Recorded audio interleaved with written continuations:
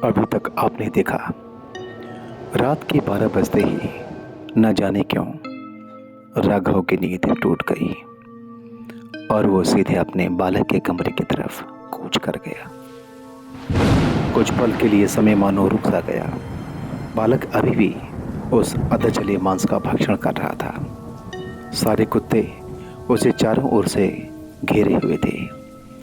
इस बार राघव उस माये पाश में नहीं बंधा था, क्योंकि पिछली रात उस अघोरे बालक ने उस कमरे को तांत्रिक विद्या से बांध रखा था, जिसकी वजह से अंदर जो कुछ घट रहा था वो ना दिखकर राघव जो जो सोच रहा था वही उसे दिखाई पड़ रहा था। लेकिन आज ठीक उसी समय मांस भक्षण की वजह से ये भ्रमजाल फिलहाल टूटा हुआ था। राघव की निगाहें जैसे ही बालक के ऊपर पड़ी वो स्तब्ध रह गया, क्योंकि बालक के मुंह में अभी भी मांस का टुकड़ा था, जिसे वो बड़ी ही बेरुखी के साथ खाने की कोशिश कर रहा था। सामने कमरे में लाल लाल आंखों के साथ इतने सारे जंगली कुत्ते लाइन से बैठे हुए थे। राघव डर गया। उसने अपने कदम पीछे लेने चाहे, लेकिन वो असफल हो गया। अचानक न जाने क्या सोचकर वो उस बालक की तरफ बढ़ चला। उसके दिमाग को इस अप्रत्याशित सी घटना का कोई उत्तर नहीं मिल रहा था। ये क्या हो रहा था और क्यों, उसे नहीं पता। लेकिन बालक अघोरी समझ चुका था कि राघव की उपस्थिति उसकी तंत्र साधना में एक रुकावट बनने वाली है, और इसीलिए उसने अचानक से अपने पिता की तरफ आंखें लाल करते हुए देखा। जैसे ही राघव की निगाह उस अघोरी की निगाह से मिली, राघव मूर्छित होकर के गिर पड़ा, और उसके बाद सब कुछ शांत था। उस बालक की साधना अनवरत चलती रही। सुबह की प्रथम किरण के साथ ही सारे कुत्ते पिछली रात की ही तरह बचे हुए टुकड़े को लेकर के शमशान घाट की तरफ लौट गए। अब कमरे में सिर्फ राघव मूर्छित अवस्था में था और वो बालक जो आराम से अपने पालने में सो रहा था। सुबह चिड़ियों की चहचहाट के साथ परिवार के अन्य लोग जाग चुके थे। अपने बगल में राघव को नहीं देख उसकी पत्नी चिंतित हो गई। ये कहाँ चले गए, वो सोचने लगी और बाहर को आई। किसी आशंका से उसके पैर कांप रहे थे। उसे लगा कि राघव के साथ ही साथ कहीं बालक भी तो मुसीबत में नहीं है। वो जैसे ही बालक के कमरे में आई, वहाँ का नज़ारा देख उसकी चीख निकल गई, क्योंकि वहाँ राघव अभी भी मूर्छित अवस्था में जमीन पर लेटा था और वो बालक अपने पालने में यथावत सो रहा था। क्या हुआ जी, आपको क्या हुआ, कहते हुए वो आर्तनाद करने लगी।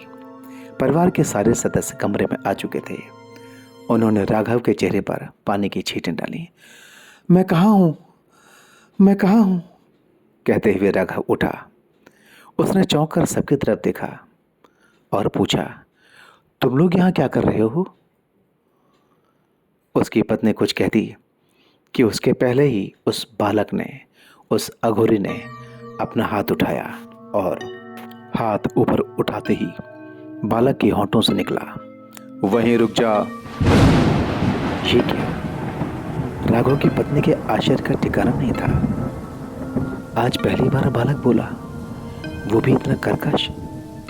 कुछ दिनों का ही बालक जिसने अभी तक अन्न का एक दाना तक नहीं लिया था, जो उठ बैठ नहीं सकता था, वो बोल कैसे सकता है, और वो भी इतना कठोर।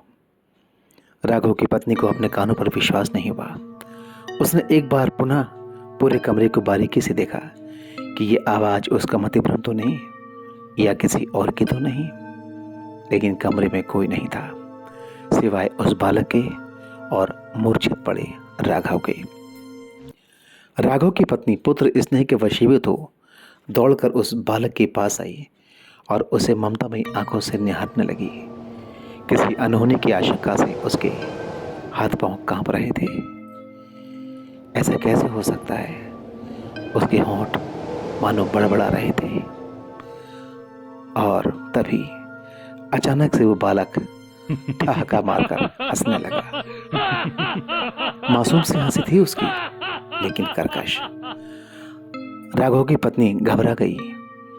वो इसका मतलब ना समझ सकी। ये सब क्या था? कहीं कोई सपना तो नहीं देख रही थी? ये मुझे क्या हो रहा है? कहीं कोई भ्रम तो नहीं? वो सोच ही रही थी कि तभी बालक ने उसका भ्रम तोड़ दिया। वो और जोर जोर से हंसने लगा। उसकी हंसी मासूमियत थी, लेकिन साथ ही एक आदेश भी था। बालक बोला, अब की बार तेरे अंकुश में नहीं आऊंगा। मुझे अपनी अधूरी साधना पूरी करनी है। ये क्या है? राघव की पत्नी की समझ से परे था, लेकिन वो बालक एक बार फिर से बोला, मेरी साधना के रास्ते में आने की कोशिश मत करना। एक बार धोखा खा चुका हूँ, हर बार नहीं। और सुन ले, ये तो तेरी खुशकिस्मती है कि तू मेरी माँ बनकर आई, वरना तुझे देखते ही भस्म करने की सौगंध खाई थी मैंने। दोबारा मेरे रास्ते में मत आना, वरना भूल जाऊंगा कि तू मेरी माँ है। सब कुछ सामान्य सा था उस माँ के लिए जिसकी कोख ने एक ऐसे बालक को जन्म दिया था। लेकिन यह सामान्य नहीं था, क्योंकि उसकी कोख से जन्मे हुए उस बच्चे ने आज पहली बार अपने होंठ खोले थे, और होंठ खोलते ही उसे मारने की बात कही थी। लेकिन क्यों? क्या रिश्ता था उस अघोरी का राघव की पत्नी से? क्यों उस अघोरी ने राघव के ही घर में जन्म लिया था? उन काले कुत्तों का इस अघोरी से क्या संबंध था? आइए चलते हैं आगे की तरफ।